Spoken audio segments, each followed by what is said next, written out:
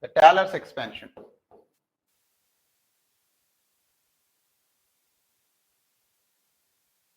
Right? Here actually, first we need to understand what is meant by the power series expansion of an analytic function.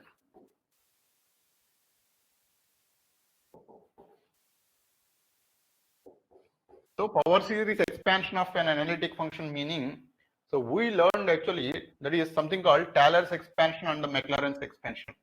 So Taylor's expansion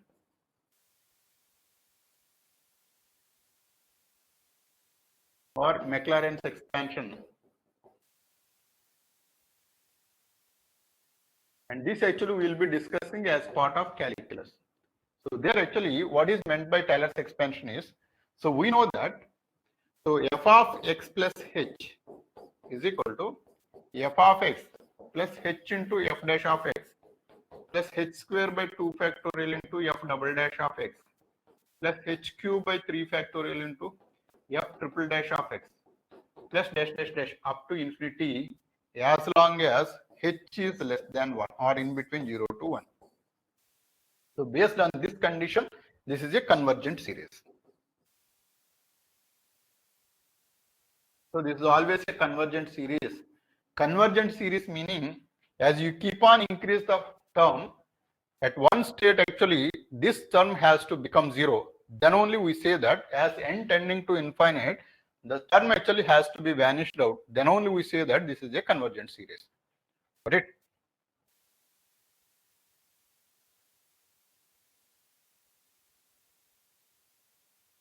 Right. So practice problems actually. So day by day I am giving some problems, right? So that you can practice it for now as a daily assignment. And at the end of the topic actually I will be publishing one topic test. So in that actually I will be covering all the models. That should be sufficient enough. Got it?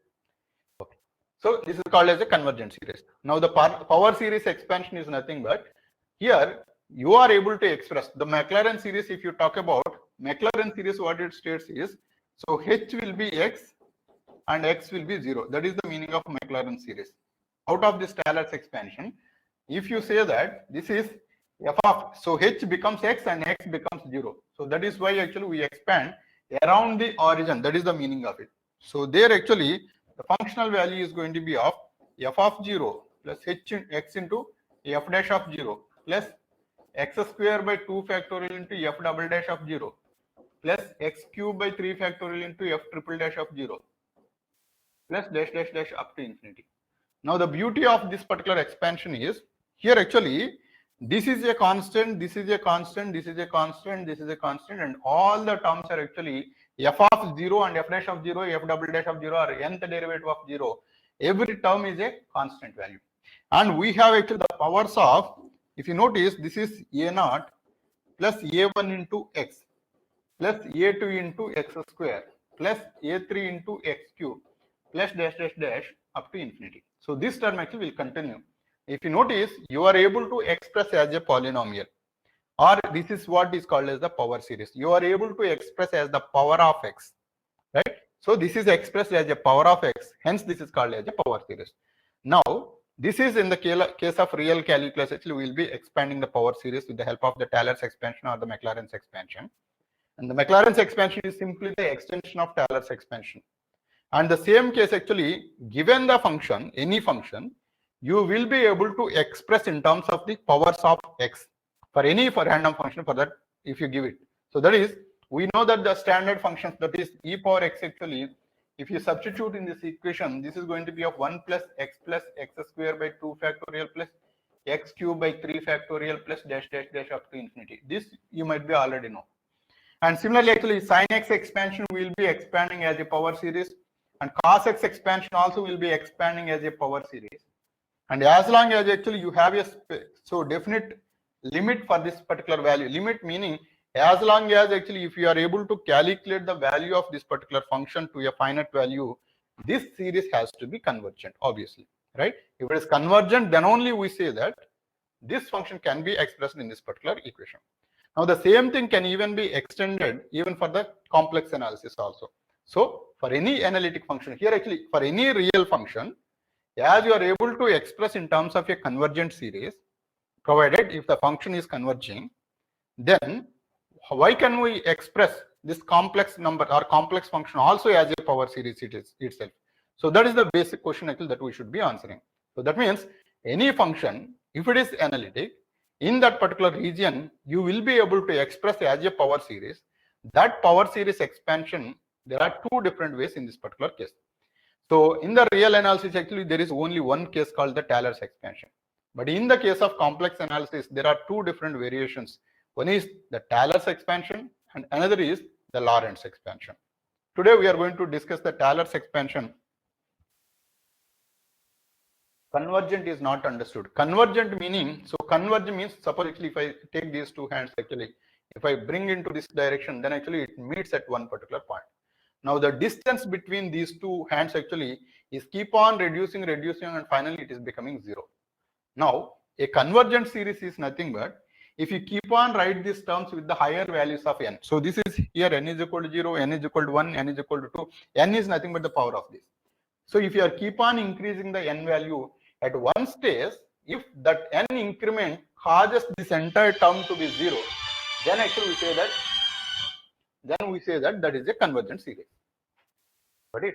So the convergent series is nothing but now actually we have expressed this in terms of x.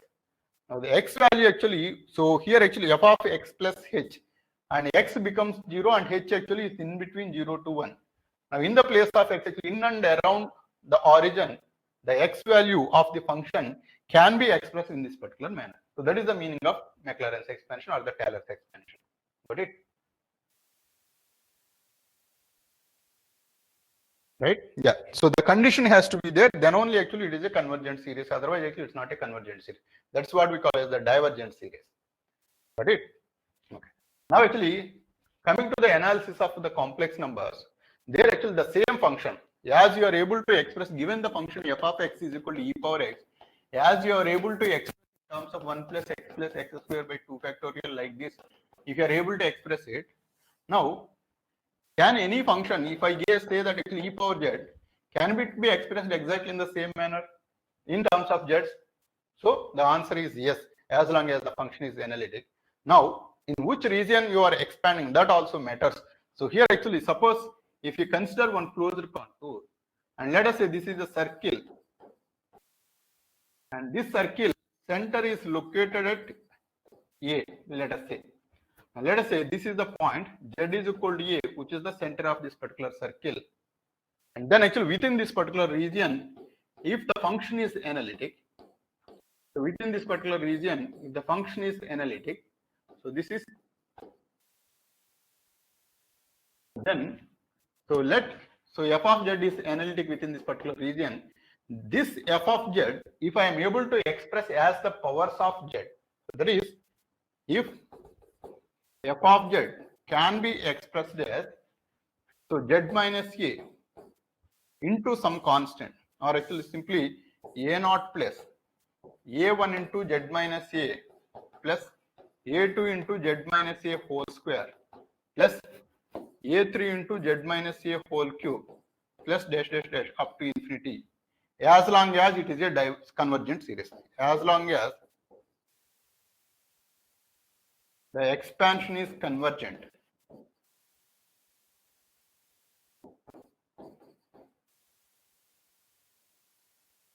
Then the above expansion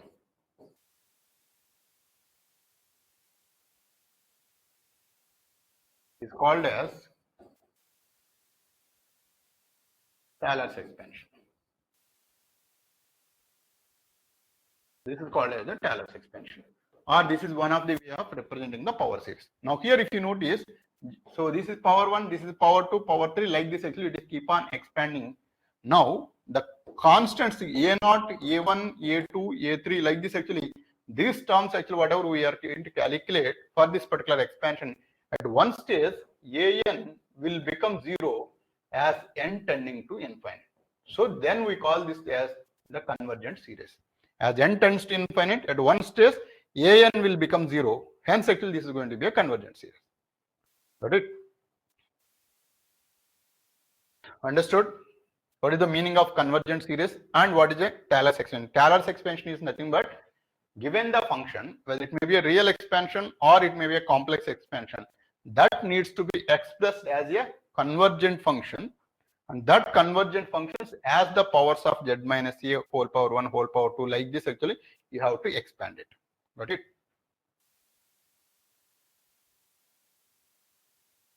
The geometric interpretation of the complex domain is very tough. Why? Because geometric interpretation, it demands 4-dimensional geometry to be understood. Now this is the place of all the values of z where the given function, whatever you are talking about, f of z, is analytic at every point on this particular function, and this value f of z, right, it is having its own corresponding value. Now we are planning to identify an equivalent function which will exactly give the same function but in a different format, but that format is only as the powers of z. So the geometrical interpretation of f of z is as equivalent as that of, or the 100% same as this equation.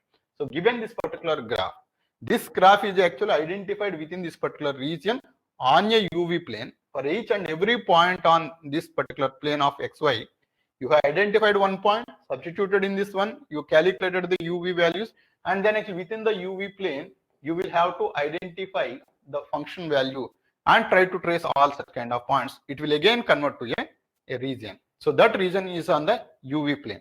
Now this region is the functional region. Now the same function is expanded and then we are putting in a different format because the power series expansion has more applications than the complex functions what we are talking about. Suppose if I say that sine of cos of log x, then that is a complicated function. But if sine of cos of log x, actually if I am able to express as a polynomial of x, then that is far easier to analyze rather than identifying, tracing the graph of sine of cos of log x.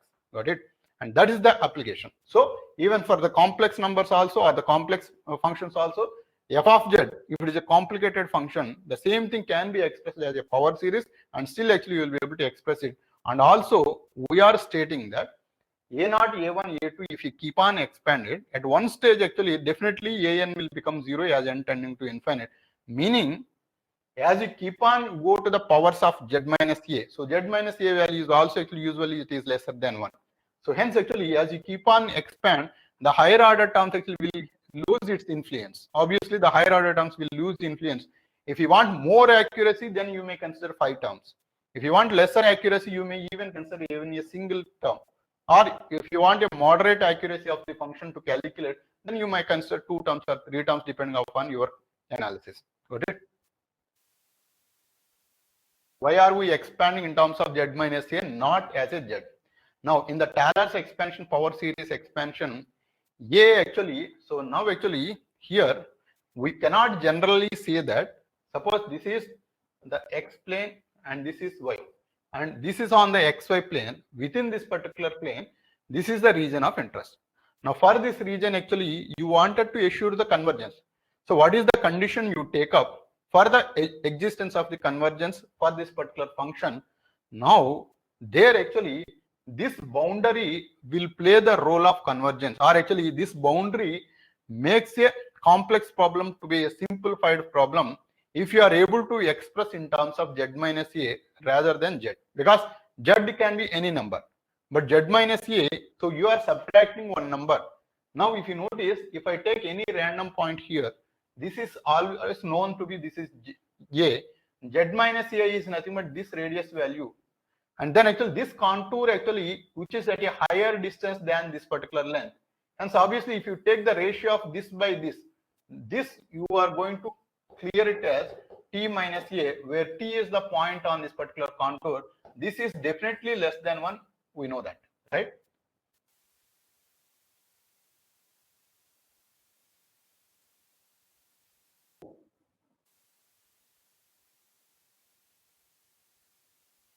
Right? Understood? Now actually I'll prove that Taylor's expansion, then you will get the fair understanding of it.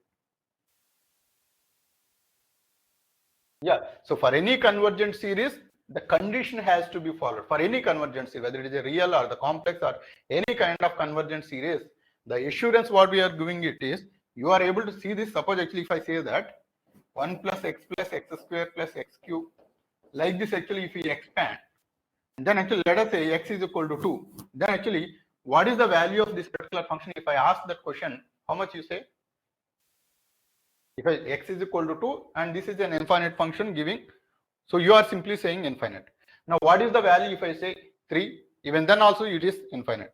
If I say 4, even then also it is infinite. No, it is always infinite. Now what is the meaning of this? So it will not serve any purpose for us. But if you know that if this x value is less than 1, now at what instant actually depending upon the x value, you are able to analyze this function where it is exactly vanishing it out. That means if I say that x is equal to 0.9, it may take more time to vanish. Suppose if I take x is equal to 0.1, it will be immediately vanishing out within 2 terms. So if it is 0.01, then actually you don't even need to consider this. You can straight away say that this is going to be simply 1. So the importance actually going to a higher level if the x value is in between 0 to 1. But if the x value is more than 1, definitely you can say that for all the numbers you simply say a single answer called infinite, which is of no use for us. So that is the reason for any convergent series. So this if you are saying answer as infinite, that is a divergent series. If you are not saying yes infinite, if you say that the value of this particular function is going to be of less simply 10, then that is a convergent series. If you have a definite number for that matter, if it is 10,000 or 1 lakh, if you say that if there is a definite number you are associated with this series, then that is a convergent series. If you are not able to say any definite number for this particular series, then that is a divergent series. Got it? So for the convergence, obviously x value should be in between 0 to 1. Then only actually it will be convergent series. Maybe in between 0 to -1 also, but the modulus has to be 1. Yeah. Got it? Now, if I consider a closed circle like this, and this is the center of the circle. So let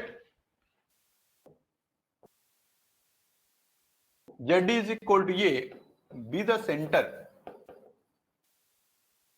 of the circle C, of the circle C, then for any point z within the closed contour,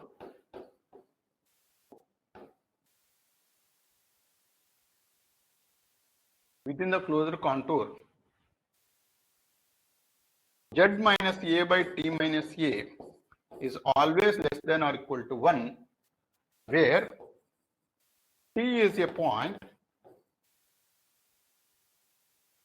on the contour, right?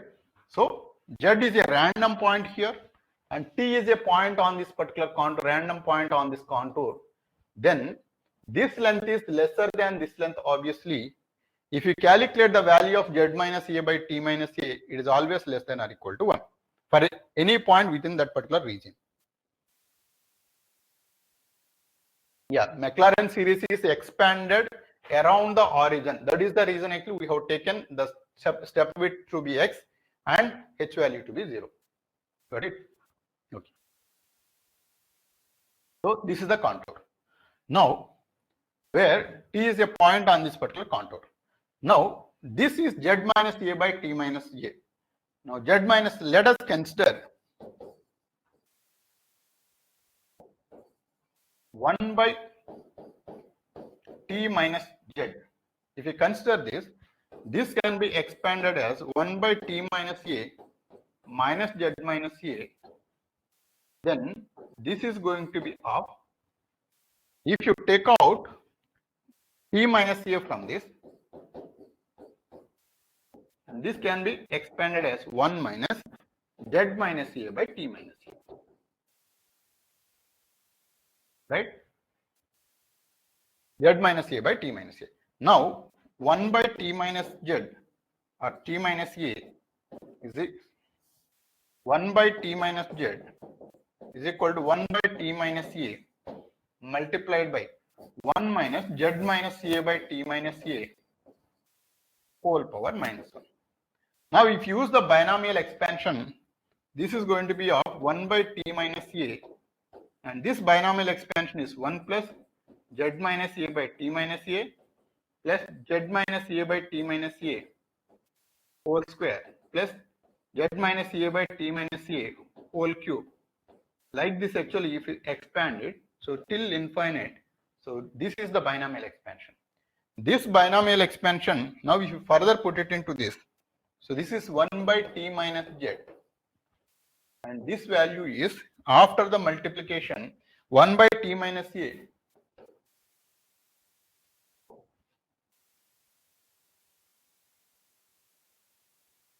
So 1 by t minus a into z minus a by t minus a whole square plus z minus a by t minus a whole square plus z minus a whole square divided by t minus a whole cube plus dash dash dash z minus a whole power n divided by t minus a whole power n plus 1 plus dash dash dash up to infinity. So this is the expansion. Now let us multiply on either sides. Multiply on either sides with f of t. Then if you multiply with f of t, this can be called as f of t by t minus z. This is equal to f of t by t minus a plus z minus a into f of t by t minus a whole square plus z minus a whole square into f of t divided by z minus t minus a whole cube plus dash dash dash z minus a whole power n into f of t divided by t minus a whole power n plus 1 plus dash dash dash up to infinity. So this is the expansion. Now this expansion on either sides, if you do the integration over the closed contour C, now this is over the closed contour C, and do a integration with respect to dt, then this is dt and this is also dt and this is also dt. Now if you notice, z minus a and its powers actually I have taken out, but because that is completely independent of t. So we have got the function f of t by t minus a whole square, f of t by t minus a here, and z and a are independent of t. We are doing the integration with respect to t. I hope you understood this. This understood?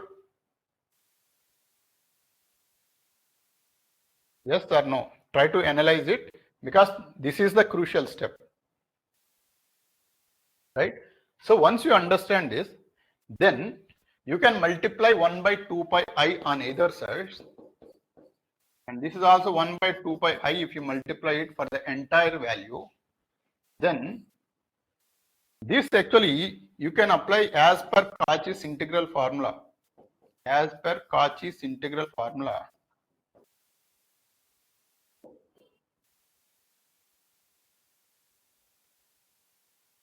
so this can be, so what is the value of 1 by 2 pi I times of f of t by t minus z dt? What is the value of that as per Cauchy's integral formula? Anybody? What is the value of the left side value? That should be f of z. So here actually f of t or f of z or f of a, it doesn't matter. Function is f. So that f matters. Whether it is a or t or z, it doesn't matter. So the a, t, z are nothing but the values of the functions at that particular location. But the function is f is still be represented as, suppose if I say that f of x is equal to x square plus 2x. Now there won't be any difference in the function, but the value of the function is different. If you say f of 1, this is simply 1 square plus 2 into 1. If I say f of 2, this is going to be of 2 square plus 2 into 1, 2 into 2. But the values are different, but whatever you are substituting is still on this particular function. So exactly in the same manner, whether it is f of t or f of z or f of a, doesn't matter. F is the matter there. Got it? So you know that actually this functional value, as per the Cauchy's integral formula, for any analytic function, denominator if it is t minus z or it is z minus a format, and this is going to be of f of z, and this is as per Cauchy's integral formula. On the right side also, and this is obviously this is known to be, so f of t by t minus a into dt. So this is simply f of a, and then z minus a times of this if you calculate it, the derivative of f of a, so this actually if you take the derivative of it, we already proved that the Cauchy's integral formula, if you take each and every derivative, there is one power that is going to be increased, hence this is going to be of, so this is f dash of a plus z minus a whole power 2 into f double dash of a plus dash dash dash z minus a whole power n into nth derivative of f times a. So like this actually it will continue. So this can even be called as f of z is equal to a naught plus a1 into z minus a plus a2 into z minus a whole square plus a3 into z minus a whole cube plus dash dash dash an into z minus a whole power n plus dash dash dash up to infinity, where an is equal to integral over the closed contour C. So this is f of t dt divided by t minus a whole power n plus 1. This is the an value. So this way actually you can generalize this. And this expansion is called as the Taylor's expansion. Right?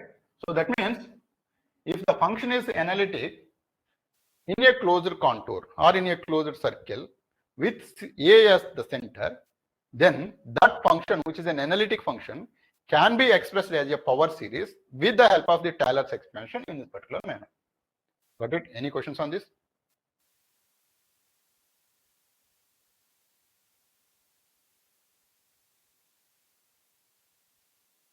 Yeah, the factorial will be there. Yeah, you are right.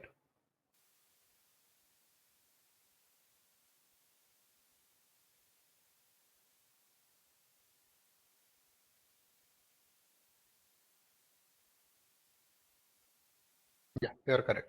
Right? So this is 1 factorial, and this is 2 factorial, and this is 3 factorial. Like this, it will be there. And anyway, that constant includes that factorial also. Then actually I'm generalizing this. You can just keep this, and this is t minus a whole power n, and this is going to be of n factorial.